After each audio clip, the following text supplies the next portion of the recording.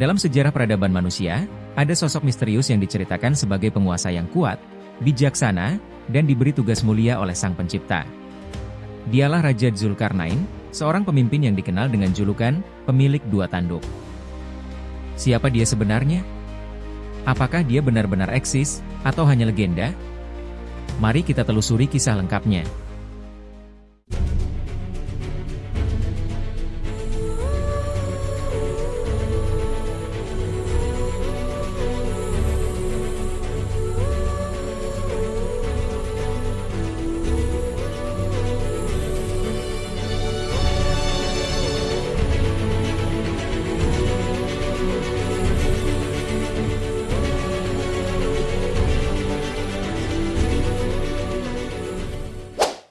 Raja Dzulkarnain disebutkan dalam Al-Quran pada surah Al-Kahfi, ayat 83 hingga 98. Kisahnya dimulai ketika kaum Quraisy bertanya kepada Nabi Muhammad SAW tentang tiga hal, kisah pemuda yang berlindung di gua, roh, dan tentang seorang penguasa hebat bernama Dzulkarnain.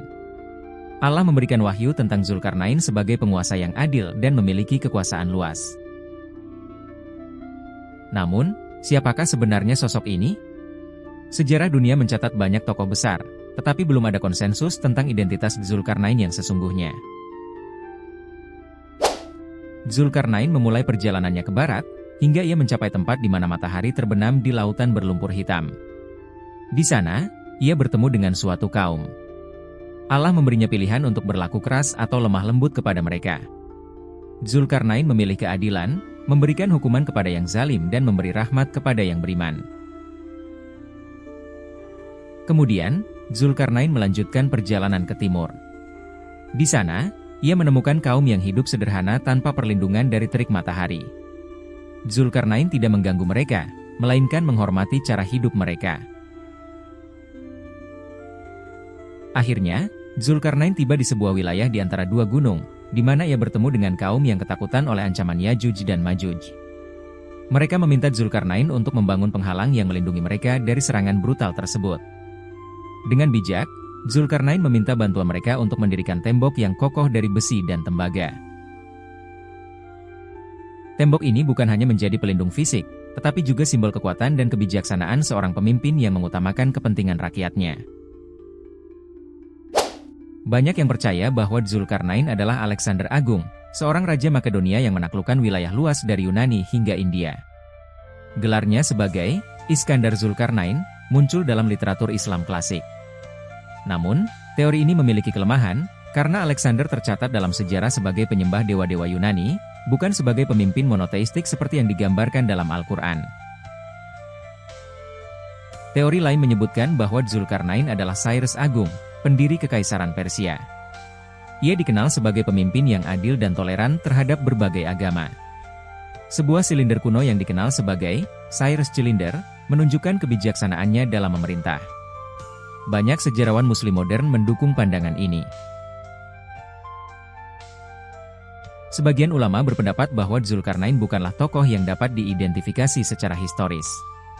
Ia adalah sosok yang Allah pilih untuk menyampaikan pesan moral tentang keadilan dan kepemimpinan yang bijaksana.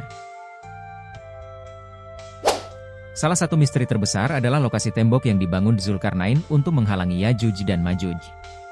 Beberapa teori mengarah pada tembok kuno di pegunungan Kaukasus, sementara yang lain percaya bahwa itu adalah bagian dari tembok besar yang tersebar di Asia Tengah. Tembok ini digambarkan sangat kokoh, terbuat dari lempengan besi yang disatukan dengan tembaga cair. Al-Quran menyebutkan bahwa Yajuj dan Majuj tidak mampu menembusnya, dan mereka hanya dapat berusaha melubangi tembok itu. Keberadaan tembok ini menjadi tanda akhir zaman, ketika Yajuj dan Majuj akhirnya akan dilepaskan sebagai ujian besar bagi manusia. Beberapa ahli arkeologi dan sejarawan mencoba menghubungkan tembok ini dengan berbagai struktur kuno, seperti gerbang besi di pegunungan Kaukasus atau tembok besar di Asia Tengah. Namun, hingga kini, belum ada bukti pasti yang mengonfirmasi keberadaan tembok Dzulkarnain. Banyak yang meyakini bahwa pengaruh Dzulkarnain tersebar luas, dari Eropa hingga Asia. Namun, bukti arkeologis yang pasti belum ditemukan. Apakah ini konspirasi untuk menyembunyikan keberadaannya, ataukah sejarah yang terlupakan? Kisah Zulkarnain mengajarkan kita tentang pentingnya keadilan, kebijaksanaan, dan tanggung jawab seorang pemimpin.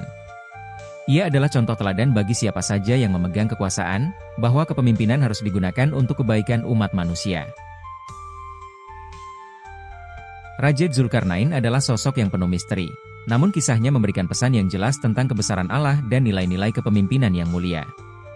Apakah dia benar-benar Alexander Agung, Cyrus Agung, atau sosok lain yang tidak tercatat dalam sejarah? Hanya Allah yang mengetahui kebenarannya. Semoga kita dapat mengambil hikmah dari kisah ini. Terima kasih telah menonton video ini. Jangan lupa like, comment, share, dan subscribe untuk konten sejarah menarik lainnya. Sampai jumpa di video berikutnya.